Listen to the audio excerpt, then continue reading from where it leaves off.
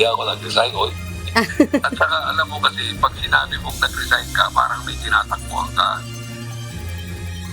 Dating Executive Secretary Lucas Bersamin sinabing hindi nagbitiw sa pwesto.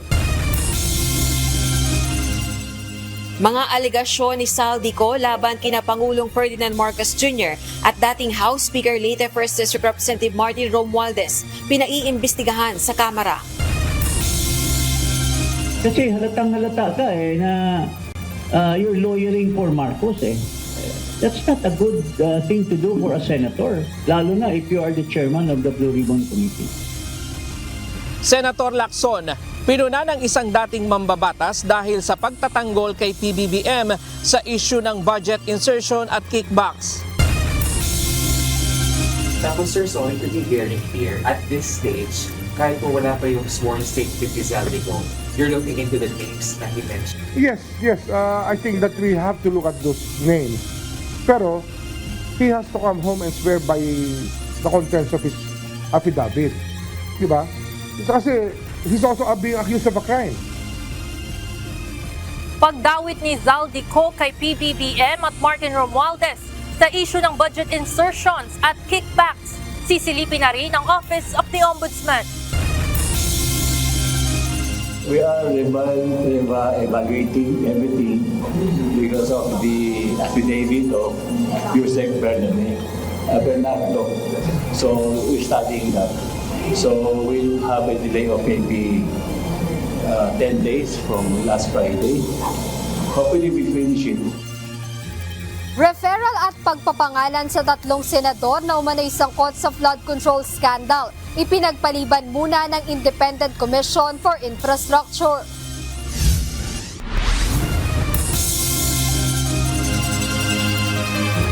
Magandang hapon, Pilipinas at sa buong mundo.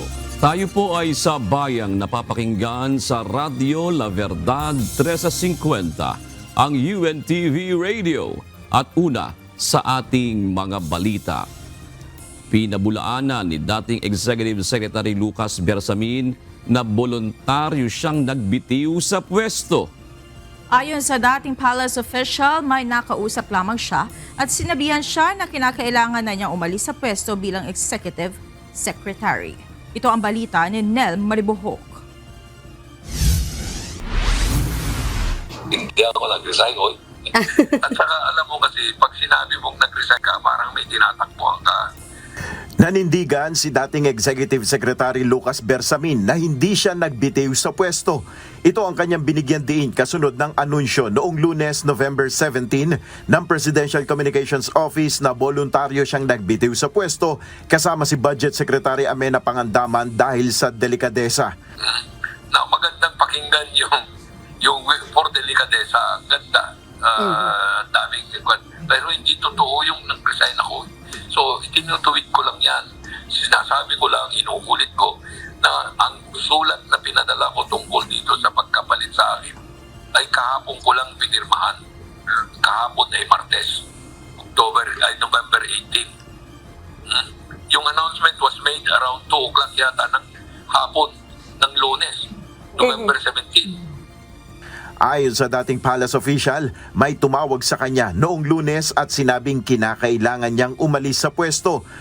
Bagay na hindi na niya kinwestiyon dahil prerogatibo anya ito ni Pangulong Ferdinand Marcos Jr.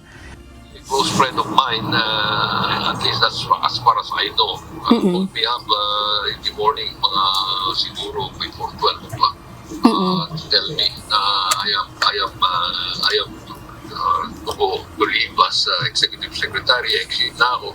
So sabi ko, walang problema yan. I will accept that because I'm only serving at the pleasure of the President.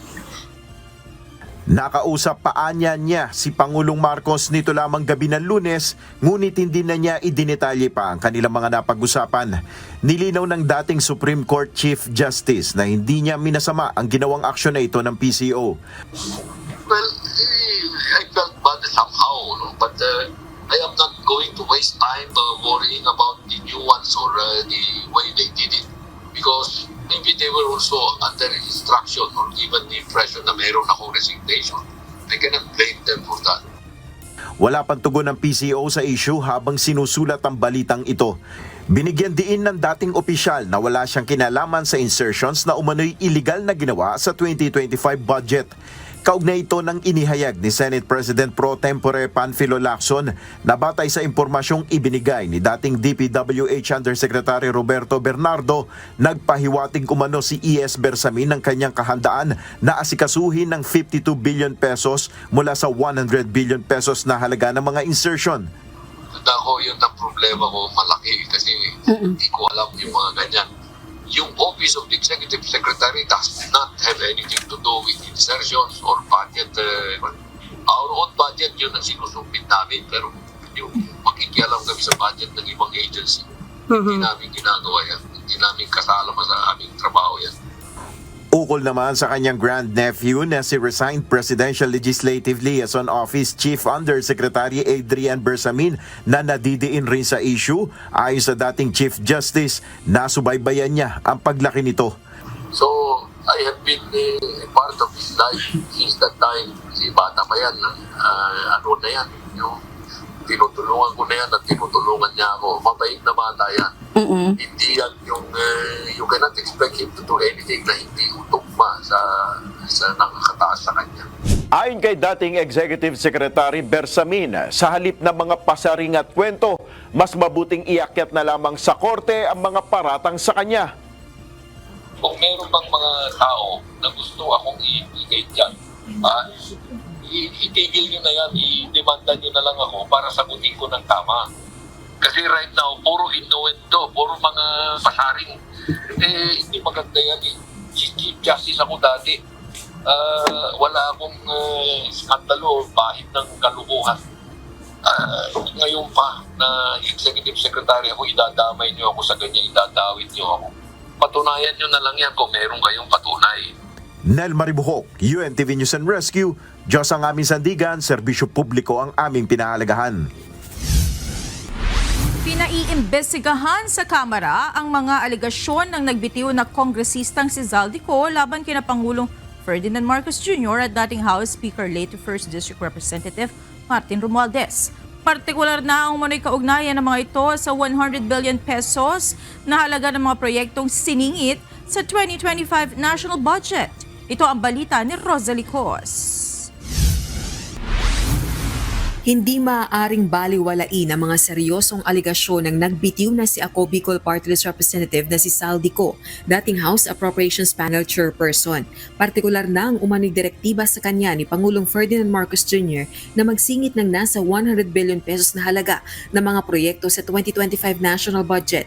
Gayon din ang pagtanggap umano ng kickbacks ng Pangulo at dating Speaker late 1st District Representative Martin Romualdez. Ayon kay Davao City 1st District Representative Paulo Pulong Duterte, nagpapahiwatig ito ng pakikialam ng tanggapan ng Pangulo, taliwas sa prinsipyo ng transparency at paghihiwalay ng kapangyarihan. Kaya inihain ng Davao City Representative ang House Resolution No. 488 para paimbestigahan sa kinauukulang komite ng Kamara ang kontrobersyang ito. Samantala, umapela na rin ang minority bloc ng Kamara kay Ko na umuwi na ng bansa at sumpaan ang salaysay nito sa mga kinauukulang otoridad. Hinihiling din ng mga ito sa mga ahensya ng pamahalaan na tiyakin ang kaligtasan at seguridad ni Ko kung uuwi ito ng bansa para makalahok sa mga investigasyon. Ang panawagan, sinang-ayunan ng 28 miyembro ng minorya matapos magpulong. Kailangan umuwi ni former Representative Zaldico para yung mga binabanggit niya magkaroon ng legal weight. Ma-state niya under oath itong mga binabanggit niya. Gayunman, giit naman ng ilang opisyal sa minorya, hindi ligtas si PBBM sa mga seryosong aligasyon kaya dapat niya rin itong harapin at ipaliwanag. Lalo na't posible rin anilang umabot ito sa paghahain ng impeachment complaint laban sa presidente. Dapat magpatuloy at magpalalim ang Blue Ribbon Committee, ang ICI at paging ang Kongreso sa investigasyon sa mga specific na aligasyon na ito. And eventually, kung kinakailangan, aabot ito sa impeachment. Hindi rin naman pwedeng pagpaginalang basta ng Malacanang at ni Pangulong Marcos itong mga akusasyon na nabanggit ni former Representative Zaldico. Kinakailangang sagutin at tugunan dahil nothing short of that will be acceptable for the people. Sa ngayon, wala namang impormasyon ng minority members kung may nagbabalak ng maghain ng impeachment complaint laban kay PBBM kaugnay ng mga kontrobersyang ito. Rosa Licoz, UNTV News and Rescue. Diyos ang aming sandigan, serbisyo publiko ang aming pinahahalagahan. Pinuna ng dating mambabatas at dating Presidential Advisor on Political Affairs na si Jing Paras ang umano'y pagtatanggol ni Senate Blue Ribbon Committee Chairman Senator Panfilo Lacson kay Pangulong Ferdinand Marcos Jr. Kaugnay ito ng mga issue ng budget insertions at umano'y kickbacks.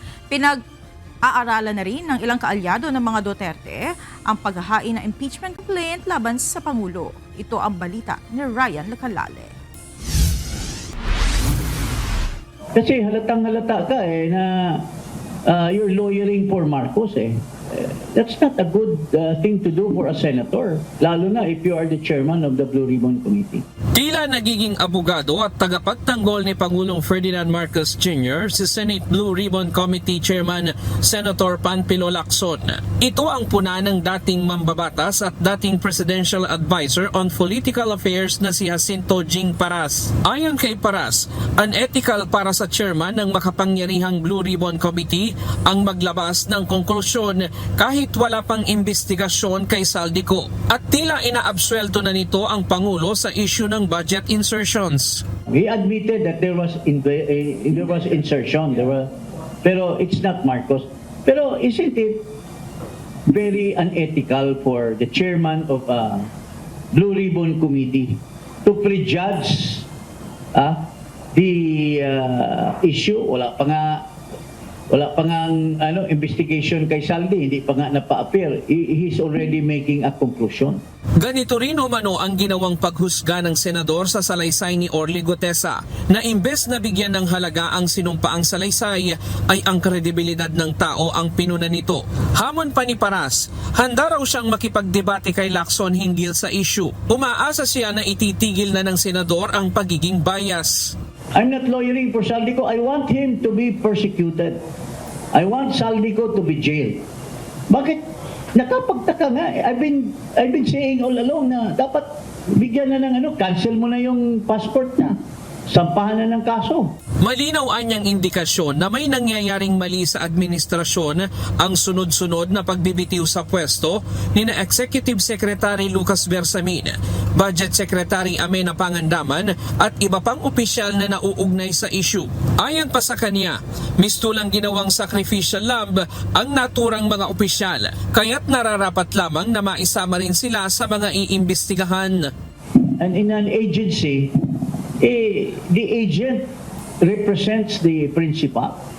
Unless denied by the principal na wala silang authority, wala pa tayo narinig kay Marcos na binuljak niya si Pangandaman, si Adrian Bersamin at saka si E.S. Bersamin na ginamit niyo yung pangalan ko para sa mayroon ba siyang statement na Tupalo yata Tupalo.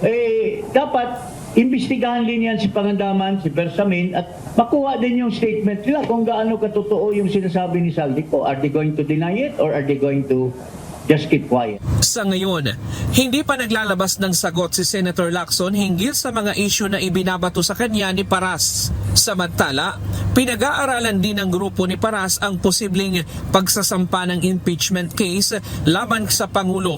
Kabilang sa mga isyong tinitingnan nila ang hindi pagveto ng Pangulo sa maanumalyang budget insertion sa 2025 national budget, ang pagdadawit sa Pangulo sa issue ng kickbacks ni Saldico at ang umano'y paggamit ng iligal na droga na isiniwalat ng kanyang kapatid na si Senator Amy Marcos, isang paratang na anilay betrayal of public trust. For him to continue, there will always be an issue of credibility. I think he should step down already.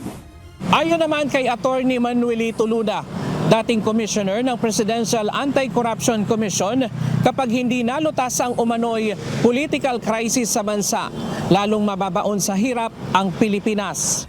Pag hindi ito na-resolve, itong political crisis natin, the economy will suffer and the people will suffer more.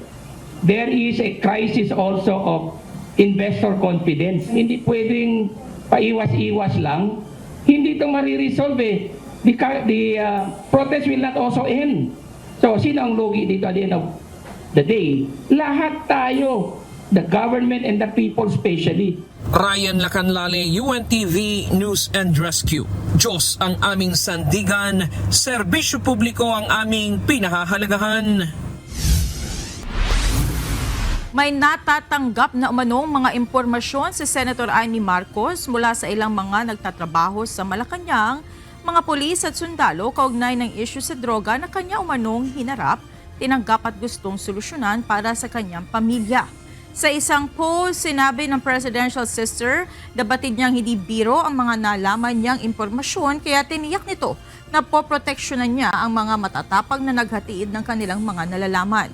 Kaugnay nito, nanawagan din ng senadora sa publiko na magpadala ng tips, larawan o anumang ebidensya para makatulong sa paglutas ng problema sa droga sa bansa. Nauna na sinagot ng Malacanang ang mga paratang ni Senator Amy laban sa First Family kaugnay sa umunoy paggamit ng illegal na droga at tinawag na desperate move lamang ito ng presidential sister para mapababa sa pwesto si PBBM. Hindi muna itutuloy ng Independent Commission for Infrastructure o ICI ang kanilang referral sa Office of the Ombudsman tungkol sa 3 senador na sinasabing sangkot sa flood control scandal. Kaugnay nito, pinag-aaralan ng ICI ang affidavit na isinimite ni dating Department of Public Works and Highways Undersecretary Roberto Bernardo. Ayon sa komisyon, gagamitin nila ang mga ito bilang ebidensya sa mga susunod na rekomendasyon nila sa Office of the Ombudsman. Ito ang balita ni Jed Neresina. We are evaluating everything because of the affidavit of Yusek Bernardo. So we're studying that. So we'll have a delay of maybe 10 days from last Friday. Hopefully we'll finish it. Ipinagpaliban muna ng Independent Commission for Infrastructure o ICI ang kanilang susunod na referral sa Office of the Ombudsman na nakatakda sana ngayong linggo. Ayon kay ICI Chairperson, Retired Justice Andres Reyes, ito ay dahil sa panibagong affidavit o salaysay na isinumite nitong Lunes ni dating Department of Public Works and Highways o DPWH Undersecretary Roberto Bernardo. November 13, Huwebes noong nakaraang linggo nang inihayag ni Justice Reyes na may iba pang personalidad na papangalanan ng ICI na umano'y sangkot sa malawakang korupsyon na nangyari sa flood control projects, kabilang na ang ilan pang senador. Paliwanag ni Justice Reyes, pag-aaralan nila ang mga dokumentong isinumite ng dating opisyal na nagdawit sa ilang dati at kasalukuyang mga opisyal ng pamahalaan. We will have to look at the first and the second affidavit. Okay. Yes. And then will you be relying on this as evidence? Yes, of course. Bukod dito, planong maimbitahan ng komisyon sa Department of Budget and Management o DBM, Officer in Charge Secretary Rolando Toledo. Ayon kay Justice Reyes, kaugnay pa rin ito sa pag-aaral sa budget process. We might invite DBM OIC Secretary, the OIC. For reiteration ng budget process or A study of the budget process. Pero about dating secretary at meron pa rin natin? No, we would like to talk to the new one. Samantala, no comment na si Justice Reyes sa mga pahayag na inilabas ni dating House Appropriations Chair Congressman Zaldico. Sa kabila ng mga ito para sa komisyon, tagumpay hindi lang ng ICI kundi lalong-lalo na ng taong bayan nang magsampa na ng mga kaso ang Office of the Ombudsman sa Sandigan Bayan. This filing inspires us to work even harder for our countrymen. It is a hard-earned victory and a triumphant step forward on the road to lasting and rightful justice. It shows that the machinery of law and due process is working as it should. Kaugnay nito, tiniyak ni Justice Reyes na magpapatuloy sila sa kanilang mandato hanggang makamit ang hustisya para sa mga Pilipino. Jed Neresina, UNTV News and Rescue. Diyos ang aming sandigan, serbisyo publiko ang aming pinahahalagahan. Sumulat ang Independent Commission for Infrastructure o ICI sa Department of Justice upang hilingin na isailalim sa Immigration Lookout Bulletin Order o ILBO ang 17 individual na posibleng sangkot sa flood control projects anomaly. Kabilang na dito ang Regional Director ng Department of Public Works and Highways, Mimaropa Region na si Gerald Pacanan, maging ang mga Assistant Regional Director na sina Jean Ryan Altea at Ruben Santos Jr. Kasama rin sa hiniling na isailalim sa ILBO ang 8 pang DPWH officials at 4 na miyembro ng SunWest Board of Directors. Ang nasabing request ay may kaugnayan pa rin sa investigasyon sa mga questionable flood control projects. Tinawag ni Batangas 1st District Representative Leandro Legarda Leviste na top contractor ng Department of Public Works and Highways o DPWH sa Kongreso si Construction Workers Solidarity o CWS Party List Representative Edwin Gardiola. 20 billion pesos na halaga umano ng mga proyekto ng DPWH ang nakuha ng construction companies na inugnay kay Gardiola para sa taong 2025, kabilang na ang ilan sa mga proyektong ipinatupad sa distritong nasasakupan ni Congressman Leviste. Dagdag pa nito, bukod kay dating DPWH Secretary Manuel Bonoan, may 2 cabinet members pa umano ng PBBM administration na nag-propose ng mga proyekto at napunta sa mga kumpanyang may koneksyon kay Gardiola. Kaya naman hinihikayat na nito ang investigating bodies kabilang na ang Ombudsman at Independent Commission for Infrastructure na makapagsagawa ng investigasyon kay Gardiola. Samantala, kinumpirma naman ni Ombudsman Crispin Remulla na nagsisimula na silang mangalap ng impormasyon kaugnay ng mga alegasyon kay Gardiola. Ginagawa ang budget pa lang, the likes of Congressman Gardiola have been able to pre-order projects. Before the budget is even completed, Congressman Gardiola was able to pre-order over 20 billion of projects from the DPWH. And again, the NEP is prepared by the DPWH, not Congress. And I think that former Secretary Manny Bonoan and Undersecretary Catalina Cabral can explain why the list as of August 30, 2024 somehow groups together the projects that ended up being awarded to contractors linked to Congressman Gardiola. There are 2 members of the cabinet who have proposed projects that ended up being awarded to Congressman Edwin Gardiola. Apart from former Secretary Manny Bonoan. Somebody is on it already. Ginagalawan na namin yan. Ano yan? Mas mabigat yan kasi forensic evidence ang kinakailangan dyan. Because buy and sell of contracts, maraming wala sa pangalan niya. Parang fact-finding pa lang yan. Sisilipin na ng Office of the Ombudsman ang mga personalidad na idinadawit ni dating Congressman Zaldico sa ibinunyag nitong 100 billion pesos na insertion sa 2025 national budget. Tiniyak din ng Ombudsman na handa silang magbigay ng proteksyon sa nagbitiw na kongresista kung nanaisin na nitong umuwi ng Pilipinas. Ito ang balita ni Ivan Alvarez.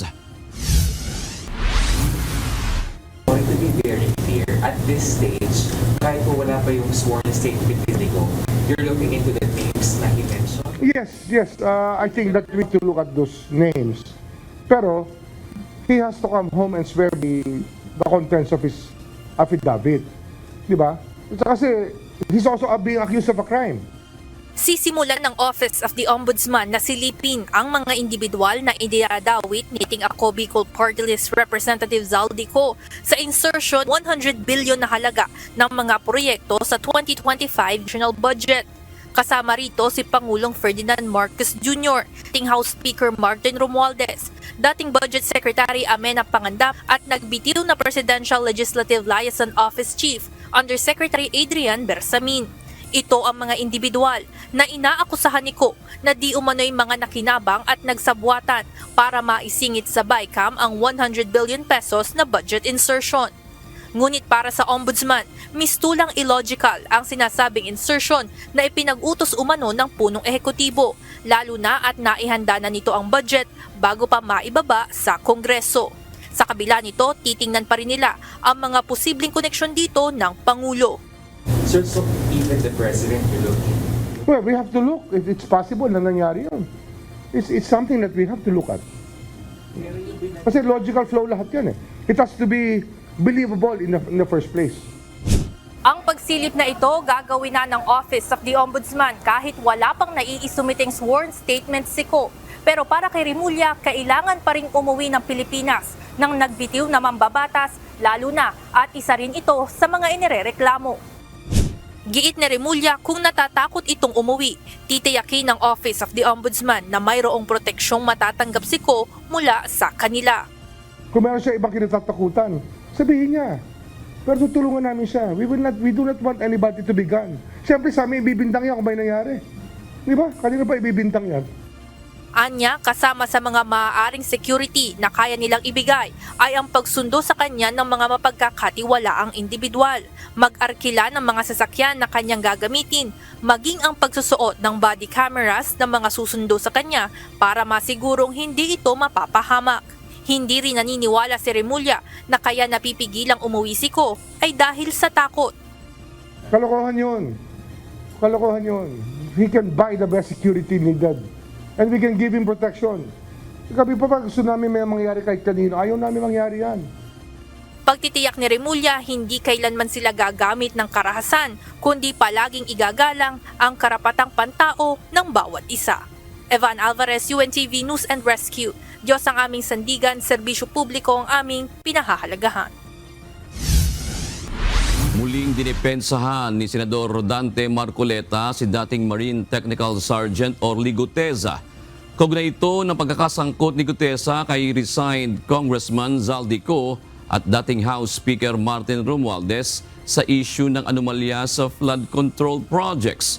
Ito ang balita ni Asher Cadapan Jr. Merong isang tao na naging controversial dahil sa kanyang ginawang pagtestigo dito sa Blue Ribbon Committee. Ang pangalan niya po ay Orly Guteza.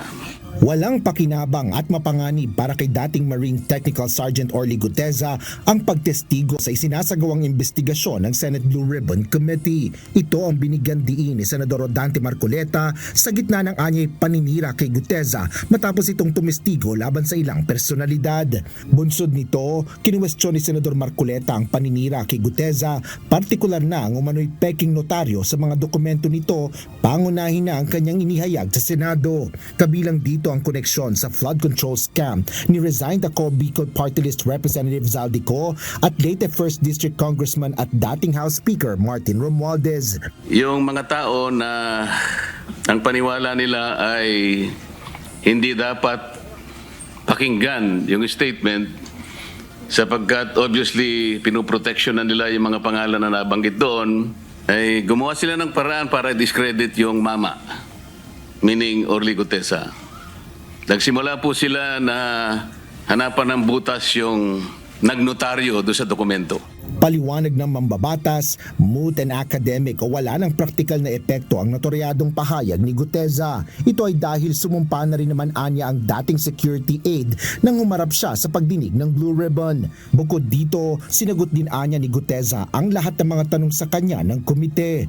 Ngunit ayon kay Marcoleta, hindi naging sapat ang ginawa kay Guteza. Talagang pinagsikapan nila sa pagitan ng pag-disown nung notary public ng kanyang alleged signature. Kasabay ng plenary debates para sa proposed 2026 budget ng Judiciary, kinuwestiyon ni Senador Rodante Marcoleta ang proseso ng pagnonotaryo. Hindi po ba kalakaran na yung mga nagpapanotaryo, ibibigay lang po yung dokumentong gusto nilang ipanotaryo sa opisina ng kanilang pinuntahan at kung magkano man ang bayad na hihingin sa kanila, magbabayad po at kukunin na nila yung notaryo o yung dokumentong pinanotaryo. Sumang-ayon naman sa prosesong ito si Senador Francis Pangilinan. Aniya, kailangan ang personal na appearance ng nagpapanotaryo. Hindi practice yung ang nagpapanotaryo, tatanungin pa yung nagnonotaryo, ikaw ba talaga itong pumipirma? In fact, kabaliktaran. Ang notaryo nagtatanong dun sa pipirma, ikaw ba talaga ito dahil kailangan mong humarap sa akin? Ayon naman kay Senador Marcoleta, may mga stamp at detalye naman ang naturang notaryadong dokumento. Ngunit kinwestiyon pa rin ito ang akusasyon ng umano'y pamimeke ni Guteza sa kanyang sariling dokumento. Nagbigay naman ng saloobin si Senador Pangilinan dito bilang isang abogado. Ang merong, at the very least, ang dapat may pananagutan dun, yung pumeke rather than si Ginoong Guteza. In good faith, the way I see it, I could be mistaken dahil hindi naman natin nakausap personal si Mr. Guteza. So this is really more speculative. In good faith, pumasok siya ron. Sinabi, magpapanotaryo, pinirmahan ni Ginoong Guteza. At yun na nga, may stamp, may signature, may date, etc. So kung merong may pananagutan dun, yung nameke. Asher Kadapan Jr., UNTV News and Rescue. Diyos ang aming sandigan, serbisyo publiko ang aming pinahahalagahan. Inaasahang padadalhan ng Commission on Elections sa COMELEC ng show cause order si Senator Rodante Marcoleta kaugnay sa issue ng hindi tugma ang lumabas sa kanyang Statement of Assets, Liabilities and Net Worth o SALN sa idineklara naman ito na sa kanyang Statement of Contributions and Expenditures o SOSE noong 2025 elections. Lumalabas na mas malaki pa umano ang ginastos ng senador nung halalan kaysa kanyang total assets. Ito ang balita ni Dante Amento. Baka akala hindi kami umaaksyon. So para po magkaroon din ng venue, ang lahat makapagpaliwanag at the same time, ang COMELEC din, matingnan natin talaga yung mga dokumento, mag-i-issue rin kami ng show cause order. Pagpapaliwanagin ng Commission on Elections o COMELEC si Senator Rodante Marcoleta sa issue hinggil sa kanyang Statement of Contributions and Expenditures o SOSE noong 2025 midterm elections. Maglalabas ng show cause order ang COMELEC sa susunod na linggo para madinig ang panig ng mambabatas. As kung saan nanggaling o paano yung pinanggalingan nung nagastos na amount na yun ang ating gusto rin malaman. Kasi naman siyempre nakalagay din kasi sa Omnibus Election Code sa Section 99 na dapat talaga yung mga kandidato, yung kanilang ginastos, tinanggap ay naire-report din sa atin. Lalo na yung mga binigay o ginastos sa panahon ng campaign period. Sa isang panayam, inamin ni Senator Marcoleta na tumanggap siya ng mga donasyon mula sa anyay kanyang mga kaibigan pero hindi niya nilagay sa SOSE dahil nakiusap na huwag silang pangalanan. Sa katunayan, makikita sa SOSE ni Marcoleta, zero o wala siyang nilagay na donasyon na natanggap. Sa ilalim ng batas, kailangang ideklara kung magkano ang donasyon at sino ang nagbigay o donor. Ang maling deklarasyon sa SOSE ay isang kasong kriminal o election offense, maaari ding sampahan ng perjury o pagsisinungaling at falsification of public document.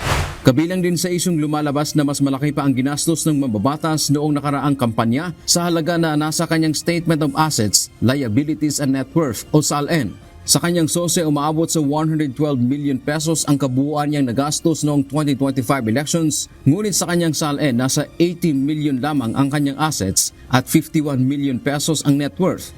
Kung ang SALN daw ay ganito, bakit hindi tumutugma yung nagastos sa SALN niya? So, maganda rin magkaroon ng paliwanag kasi siyempre ang COMELEC, para lang ipakita natin sa lahat na kami naman ay fair to everybody at kung may mga ganyang klase na alingas-ngas, kontrobersiya, maganda na malaman din natin. Nilinaw din ng COMELEC gagawin nila ito para sa transparency at accountability. Hininga na ng UNTV News and Rescue ng reaksyon dito si Senator Marcoleta, subalit wala pa siyang naging sagot. Samantala, hawak na ng Comelec and Bank ang rekomendasyon ng kanilang Political Finance and Affairs Department of PFAD patungkol naman sa isyu ng tinanggap na donasyon ni Senator Francis Cheese Escudero. Walang sinabi ang komisyon hinggil sa kung ano ang rekomendasyon, pero dalawa lang ang posibleng rekomendasyon, kakasuhan o i-dismiss ang reklamo. Nagugat ang investigasyon ng Comelec sa mambabatas sa pag-amin nitong tumanggap siya ng donasyon mula sa public contractor na si Lawrence Lubiano noong 2022 elections. Kung binigyan namin ng pagkakataon yung PFAD na makagawa ng kanilang recommendation for 2 weeks, kahit man lang paano, yung mga miyembro man lang ng komisyon, mabigyan din ng pagkakataon, ma-review rin yung kanilang recommendations. Kung sakaling magdesisyon ng Comelec and Bank na dapat kasuhan si Senator Cheese, ang kanilang law department ang magsasagawa ng preliminary investigation hinggil dito. Dante Amento, UNTV, News and Rescue. Diyos ang aming sandigan. Serbisyo publiko ang aming pinahahalagahan. Nanindigan ang Philippine National Police na mananatili itong profesional at non-partisan sa kabila ng mga aligasyon ni Senator Amy Marcos na gumagamit umano ng illegal na droga si Pangulong Ferdinand Marcos Jr. Ayon kay PNP Public Information Office Chief Police Brigadier General Rando Tuanyo, hindi makikilahok ang PNP sa anumang isyong pampolitika at mananatiling tapat sa konstitusyon at sa kanilang chain of command. Ang Philippine National Police po ay isang professional, non-partisan organization at kami ay mananatiling loyal sa konstitusyon at sa chain of command. Kami po ay ang Philippine National Police ay hindi makikihalo sa anumang usaping pampolitika po. Hayaan lamang po ng Philippine National Police na gumawa ng aksyon yung mga taong kanyang nabanggit mismo sa kanyang speeches po. Matatanda ang una nang naghayag ang Armed Forces of the Philippines na hindi rin ito makikisangkot sa anumang usaping politikal. Giit ni Philippine Navy spokesperson for the West Philippine Sea, Rear Admiral Roy Vincent Trinidad, na nanatiling profesional, disiplinado at non-partisan ang AFP. Narito naman ang mga balita sa iba't ibang panig ng mundo. Ihatid ang ating global correspondent na si Jack De Ocampo mula sa Chester, United Kingdom.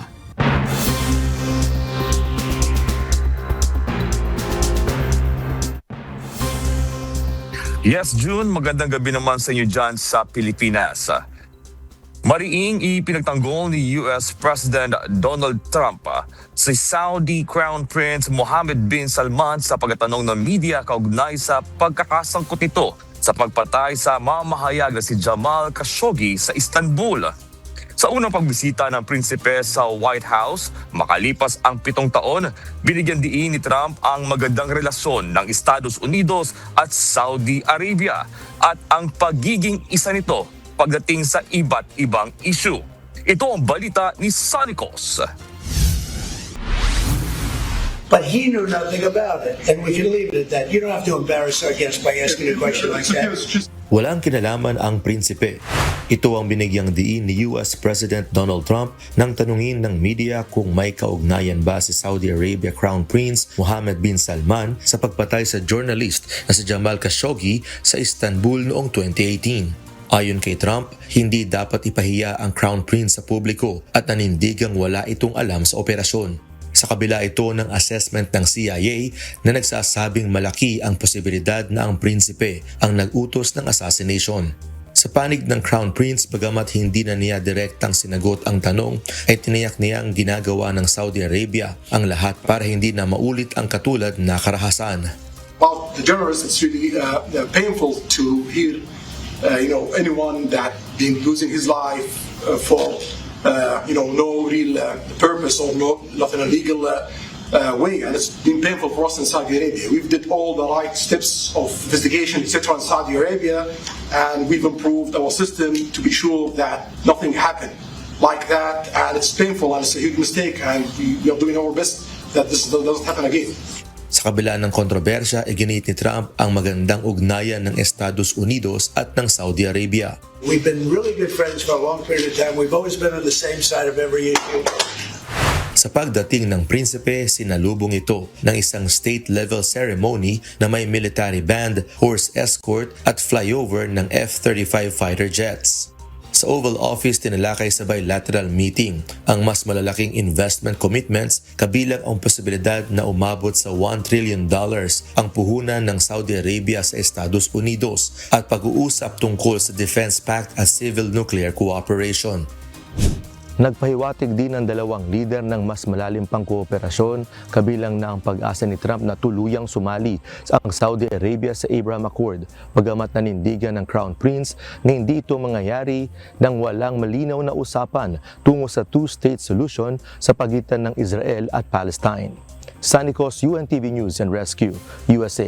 Diyos ang aming sandigan, serbisyo publiko ang aming pinahalagahan.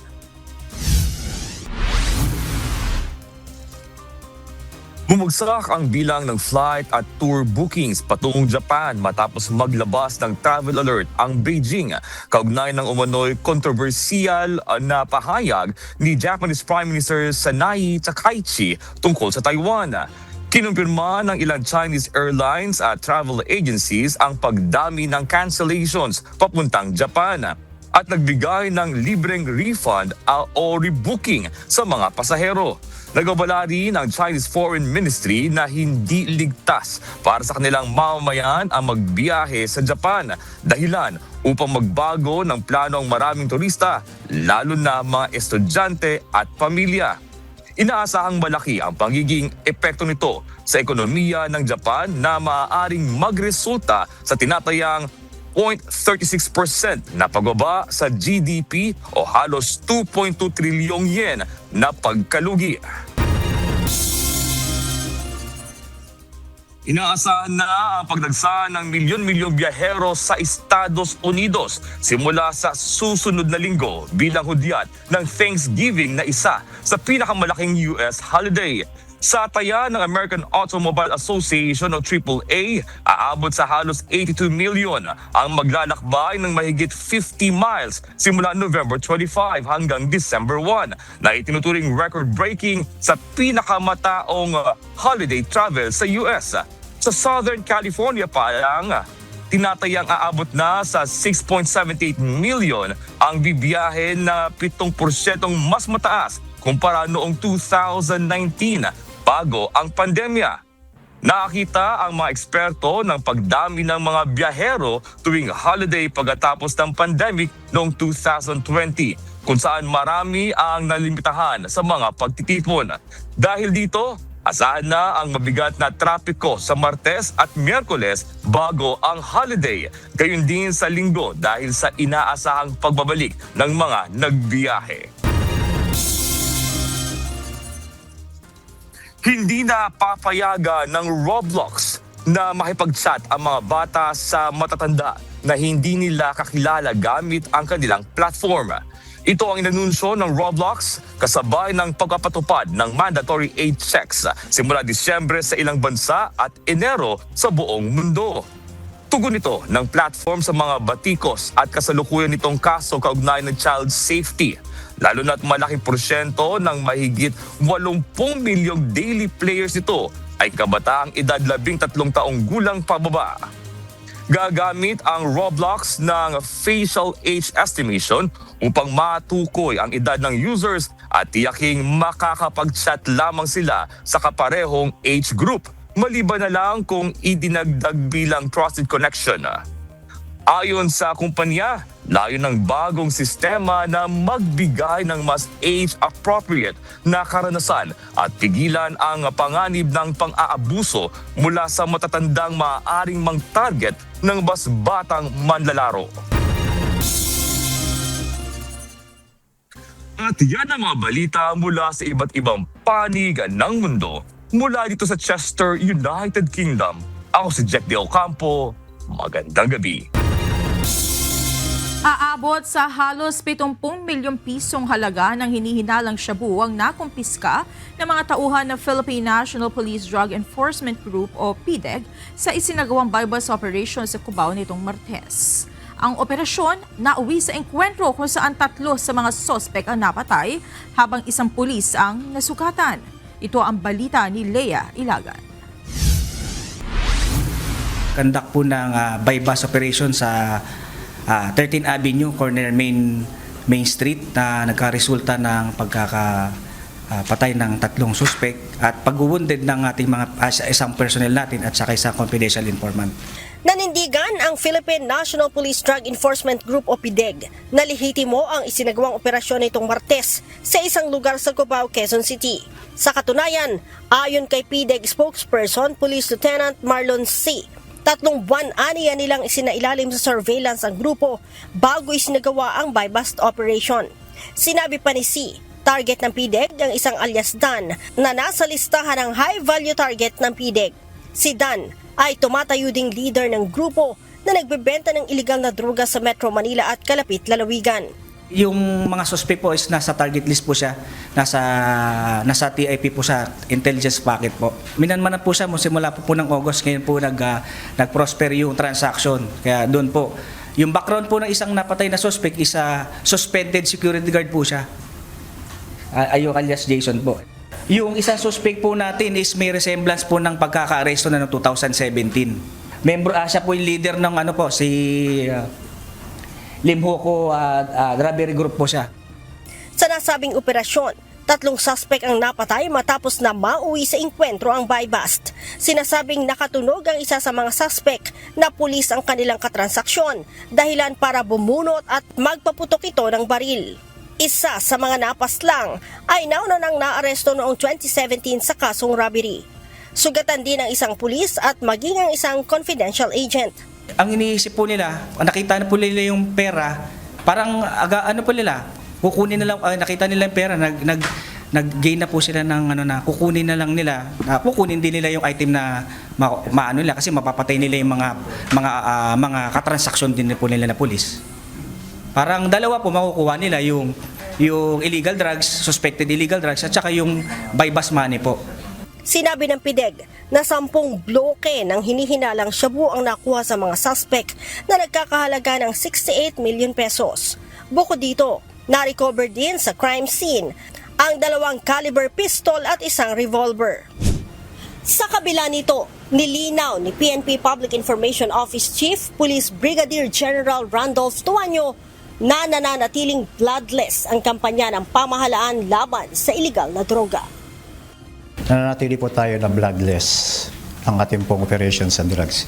Ngunit kapag na-endanger naman po ang buhay, security ng ating mga membro, lalo na po ng PIDEG ng ating mga operatives, hindi naman natin nahahayaan na mamatay ang ating mga kapulisan sa pagtupad ng kanilang katungkulin.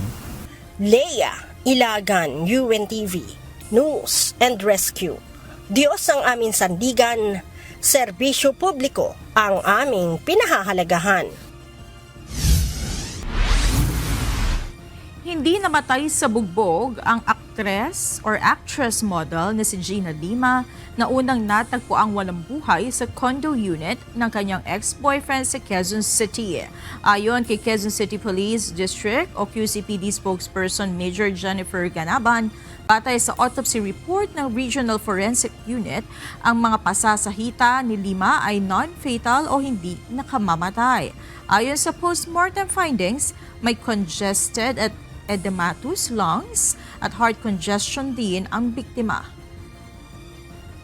So ang sabi po ng doktor, katulad nga po nito, heart congestion and congested lungs, yung parang bumigay daw po ang puso, parang ganun. Parang humina yung puso niya at saka lungs niya. Kumbaga sa layman's term natin is nanikip yung dibdib. Yun po yung paliwanag po ng doktor. Dagdag pa ni Major Ganaban, hindi pa matukoy ang eksaktong sanhi ng kamatayan ni Lima at hinihintay pa ang resulta ng toxicology at histopathology tests. Na-recover ng scene of the crime operative sa condo unit ang ilang tablets at marijuana kush. Samantala, kinumpirma rin ng QCPD na binawian ng buhay kaninang umaga ang ex-boyfriend nito na si Ivan Ronquillo. Naisugod pa ito sa ospital kaninang umaga, ngunit idineklarang dead on arrival.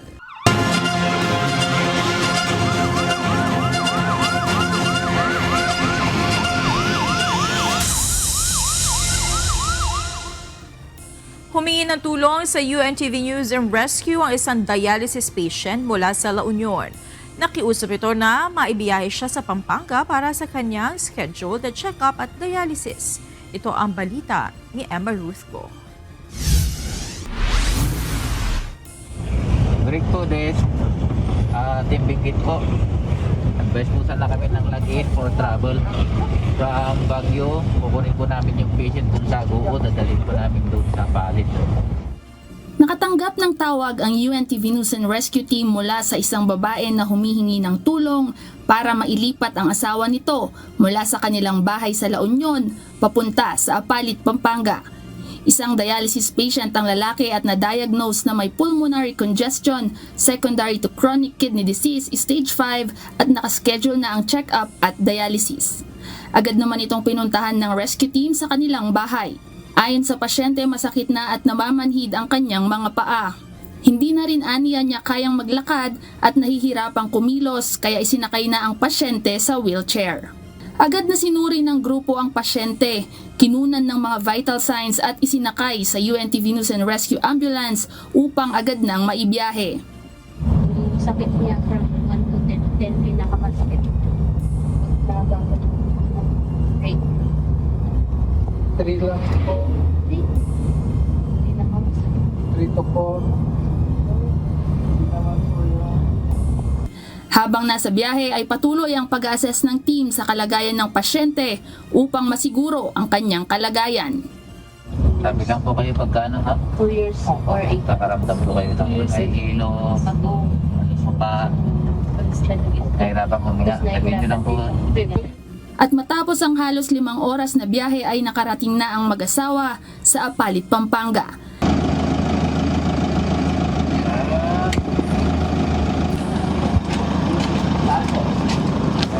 Labis na nagpapasalamat ang pasyente at ang kanyang asawa para sa mabilis na pagtugon ng grupo sa kanilang hiling, lalo na dahil hindi sila kailangang magbayad ng anuman. Sana abanta ang buhay para maraming patulong sa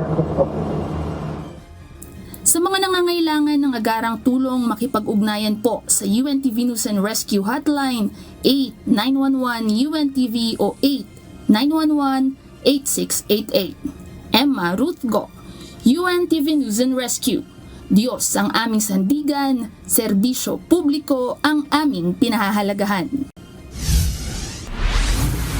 Inirekomenda ng Metropolitan Manila Development Authority na tanggalin ang nasa 52 booster pumps sa Metro Manila. Ayon sa MMDA, sa halip na makatulong para maibsan ang pagbaha, ay ito pa umano ang nagiging abala at sanhi ng pag-apaw ng tubig. Ito ang balita ni Benedict Samson. Well, sa aming parte, nirecommend namin na yung mga booster pumps na nasa 52 na nakakaharang pa ng tubig ay tanggalin. Nasa 52 booster pump na inilagay sa iba't ibang daluyan ng tubig sa Metro Manila ang inirekomendang alisin ng Metropolitan Manila Development Authority. Ang booster pump ay pinapagana kapag malakas ang buhos ng ulan upang mabilis na humupa ang tubig baha sa isang bahaing lugar. Ayon kay MMDA Chairman Attorney Romando Artes, sa halip na makatulong kontra baha ang mga nasabing proyekto, ito pa nila ang sanhi ng pagtaas ng tubig sa isang lugar. So inaaral na yan kasi alam naman natin pinagkagastusan niya ng pamahalaan.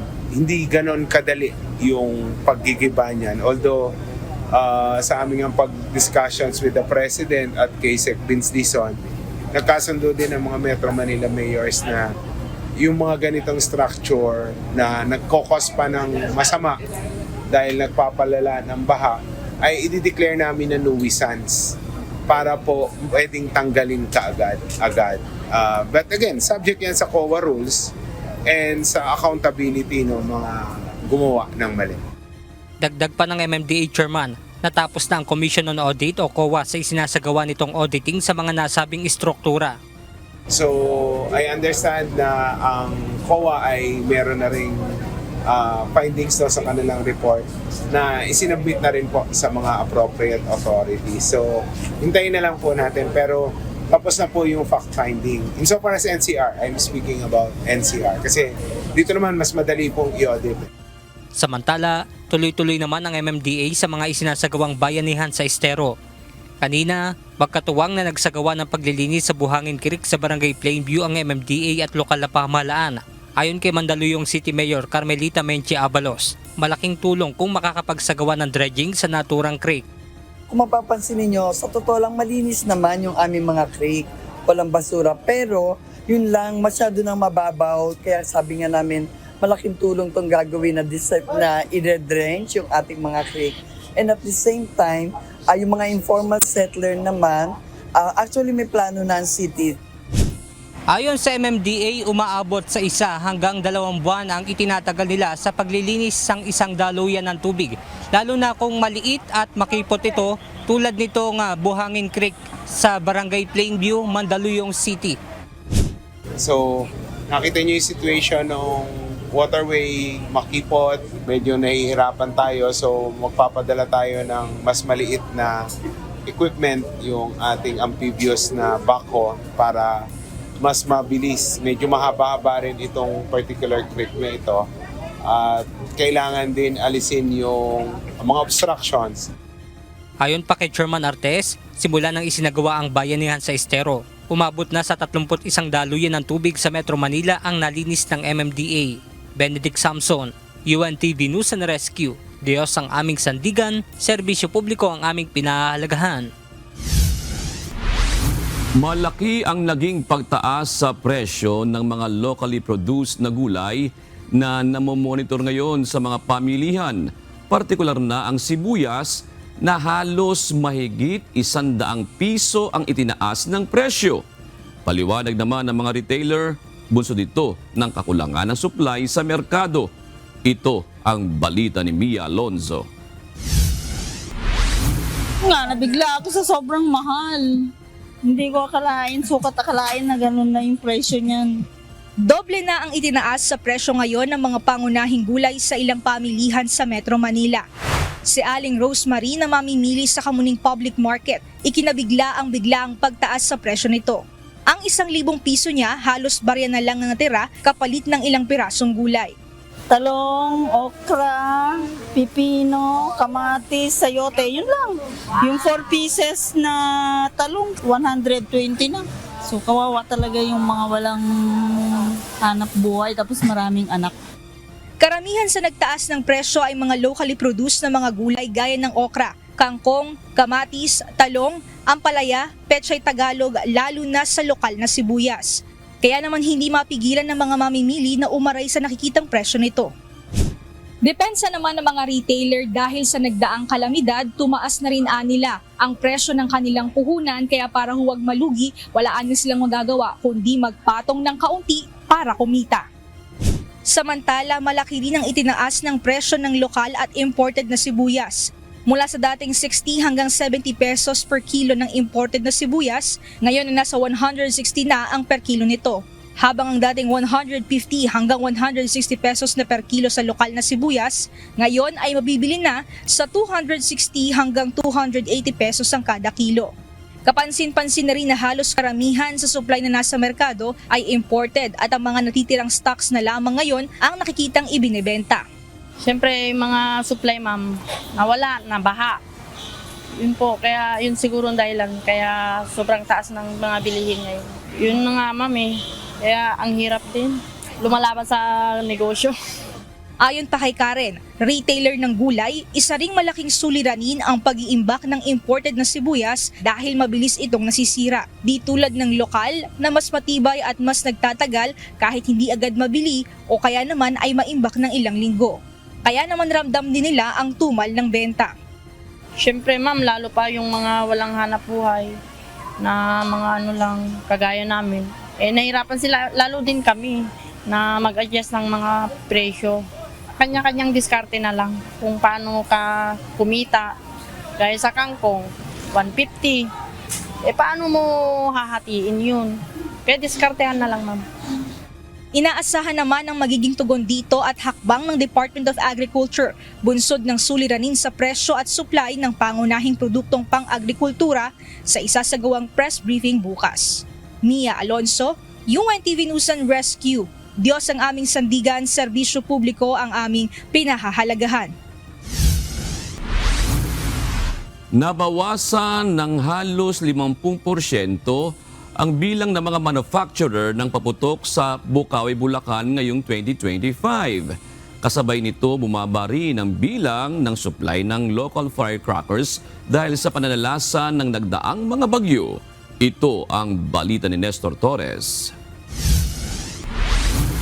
Ang dealer natin ngayon ay mayroon ng 66 at yung ating manufacturer ay 7. Ang manufacturer maabot sa 12 yun dati.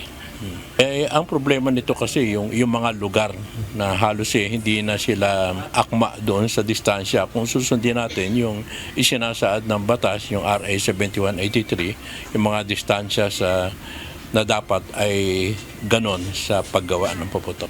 Nasa kalahati na sa bilang ng mga rehistrado manufacturer at dealer ng paputok sa Bukawi, Bulacan ang hindi na makakapag-produce ng paputok ngayong taon. Ayon kay Marcelino Desiderio, Officer in Charge, Head ng Business Permit and Licensing Office o BPLO sa Bukawi. Isa sa nakikita nilang dahilan ng paghinto ng mga factory ng paputok ay dahil nauubusan na sila ng lupa na malayo sa mga nayon na pagtatayuan ng pagawaan nito. Ang pagawaan dapat more or less 300 hanggang 500 linear meters ang layo sa isang bahay o kabahayan. Unang-una, manufacturer, kinakailangan nga sundin yung distansya. Pangalawa, ang nag-aaproba ng mga patakaran doon, unang-una sa fire. Pangalawa, kinakailangan mayroon silang inspection report ng ating kapulisan bago pa kami makapagbigay ng permit sa gumagawa at nagtitinda. Dahil sa kakulangan ng lupa, nahihirapan ang maraming manufacturer na mag-comply sa distance requirement na kailangan para payagang mag-operate ang isang factory ng paputok. Kapag kumpleto ka na, may permit ka na, at mayroong nabawas doon sa compliant na hinihingi namin, hindi namin i-issuehan ng compliance certificate. Meron kami ini-issue compliance certificate. Pagka wala yon, automatic sarado yon. Hindi siya pwede mag-operate.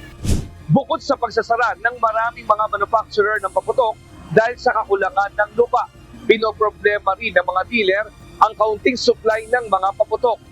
Ayon sa mga nagtitinda ng paputok, limitado lang ang kanilang stock. Ito'y matapos maapektuhan ng sunod-sunod na bagyo ang iba pang crackers. Ay sobra, hindi yung makagawa kasi ang mga manufacturer.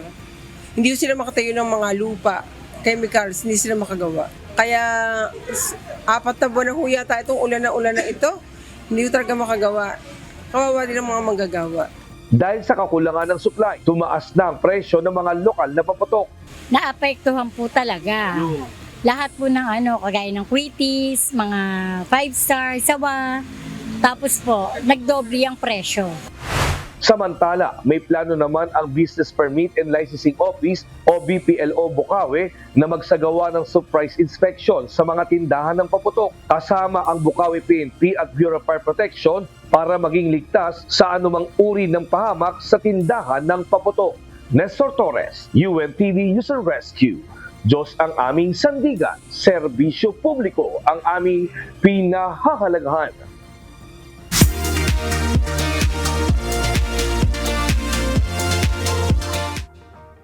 Muling kinilala ang talento ng mga Pilipino sa ginanap na Break Tudo Awards 2025 sa Brazil.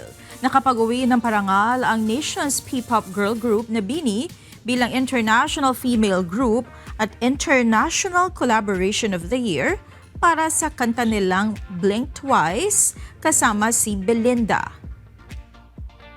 Tinanghal naman ang BGYO bilang International Rising Artists habang nakuha ng Horizon ang song by New International Artist para sa kantang Cold. Kasama rin sa mga nominadong Filipino artist, sina Maki bilang Asian Artist at ang SB19 para sa International Men's Group at International Music Video of the Year. Tumampa na ang mga kandidata ng 74th Miss Universe pageant kanina para sa kanilang tagisan sa National Costume category. Isa-isang ipinamala sa mga kandidata ang iba't ibang tema at creativity ng kanilang national costume. Namayagpag din ng Pinoy designers sa pamamagitan ng pagdedesenyo ng mga costume ng ibang kandidata sa prestiyosong pageant. Mula Muang Thong Thani, Thailand, ito ang balita ni RK Llorca live.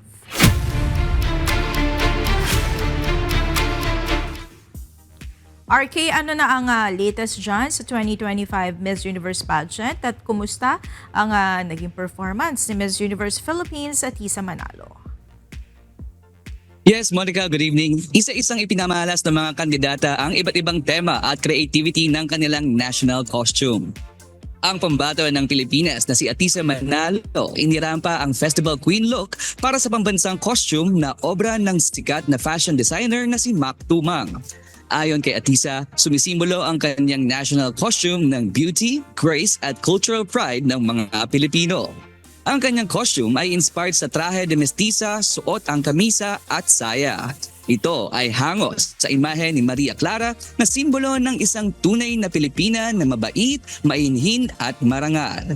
Samantala, bukod sa costume ng ating pangbato, kapansin-pansin din ang national costume nila Miss Cayman Island, Miss Mexico, Miss Nicaragua, Miss Thailand, Miss Sri Lanka, Miss USA at ni Miss Venezuela. Isang Pinoy naman at fashion designer ang gumawa at nag-design ng national costume nila Miss Denmark, Miss Guinea at ni Miss Sweden. Ayon kay Simeon Cayetano, proud itong ipakita ang angking galing ng mga Pilipino sa larangan ng sining at disenyo. Umaasa naman ito na balang araw ay makapagdisenyo ng national costume ng Pilipinas sa mga beauty pageants sa hinaharap. Nakakataba ng puso. It's an overwhelming feeling and syempre as a Filipino, nakaka-proud na tinatangkilik ng ibang countries yung talents, yung craftsmanship na meron tayo. At yun, hoping and looking forward that sooner or later, mabihisan po natin naman yung sariling bansa natin. Yes, Monica, ngayong gabi ay sunod namang sasabak ang mga kandidata ng Miss Universe sa preliminary competition habang sa Biyernes naman idaraos ang coronation night. At yun muna ang update mula dito sa Muang Thong Thani, Thailand. Balik sa iyo dyan sa studio. Monica? Maraming salamat, RK Llorca.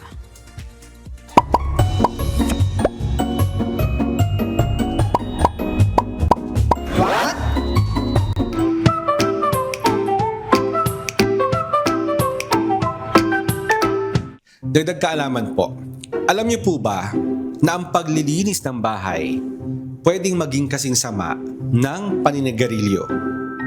Oops, wait, teka lang.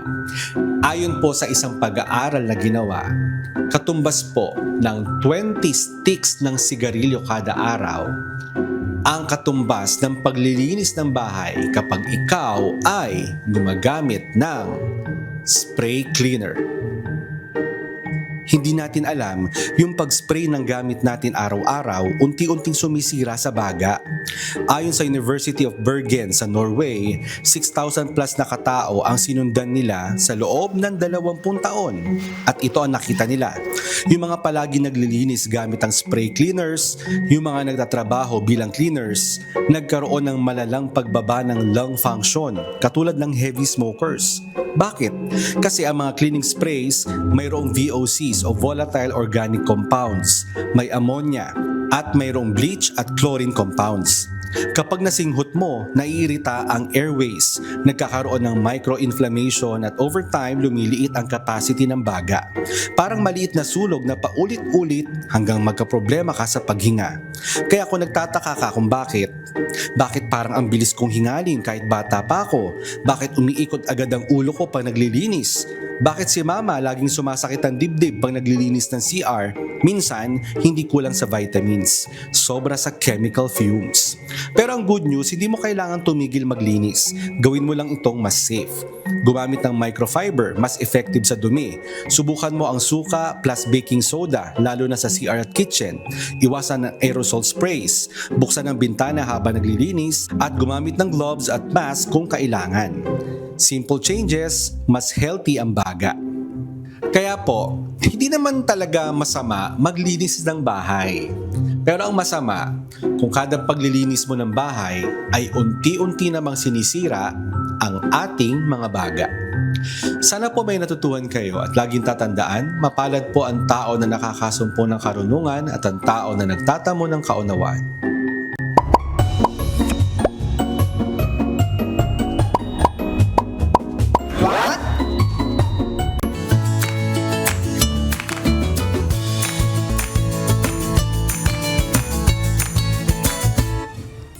Narito po ang ating mga naging kausi ngayong araw ng Miyerkules. Salamat po at shout out kina Hamela Cachuela, Jonathan Erlano at Antonio Marcos. Maraming salamat din kay Versenio, Angie Adlawa at Melchor Carsola. Samantala mga kasambahay, kung may mga istorya po kayong nais balikan sa Ito Ang Balita, pwede niyo po ito muling mapanood sa aming mga official social media account. Magtungo lamang po sa UNTV News and Rescue YouTube channel at i-click ang subscribe button. Gayon din sa aming Facebook, Instagram, X at TikTok accounts. Mapapanood nyo rin po rito ang iba pang news programs ng UNTV, pati na iba pang video ng nag-iisang public service channel. Kaya subscribe, like, and share. Narito naman ang salita ng Diyos na ating sandigan. Mula sa aklat ng unang Juan 2:21 na nagsasabi, "Hindi ko kayo sinulatan ng dahil sa hindi ninyo nalalaman ang katotohanan, kundi dahil sa inyong nalalaman, at sapagkat alinmang kasinungalingan ay hindi sa katotohanan."